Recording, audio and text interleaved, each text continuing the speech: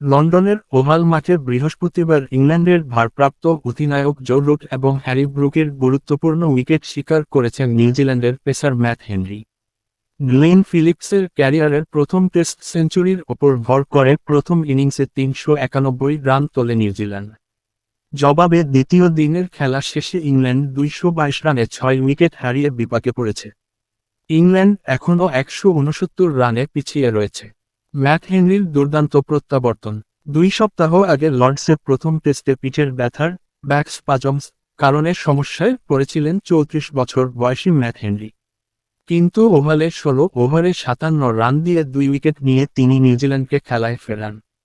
Joe Root ৪৬ এবং Harry Brook ২৪ যখন ক্রিজে থিতু হচ্ছিলেন, ঠিক তখনই হেনরি দুজনকে এলবু করে সাজঘরে পাঠান।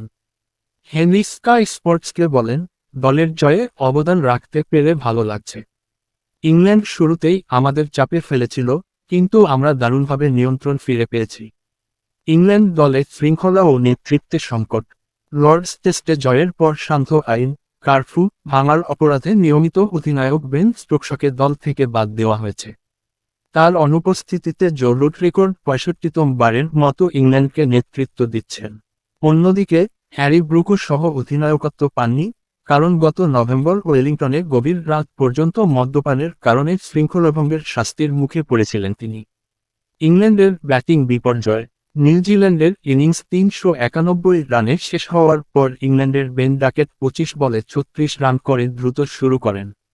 কিন্তু ওপেনিং পার্টনার এমিলিও গেরর ভুল কলে রান আউট হন তিনি।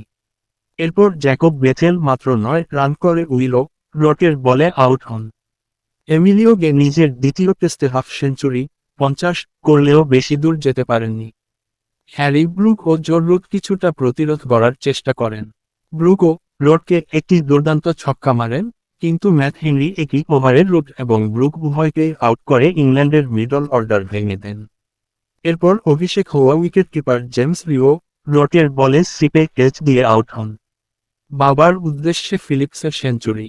এর আগে নিউজিল্যান্ডের হয়ে গ্লেন ফিলিপস ১০০ এবং কাইল জেমিসন ৪১ অষ্টম উইকেটে ৮৭ রানের গুরুত্বপূর্ণ জুটি গড়েন। ফিলিপস তার সেঞ্চুরি প্রসঙ্গে বলেন, এটি আমার জন্য অত্যন্ত বিশেষ একটি ইনিংস। আজ আমার বাবার মৃত্যুবার্ষিকী, তাই এই সেঞ্চুরিটি আমি আমার বাবাকে উৎসর্গ করছি।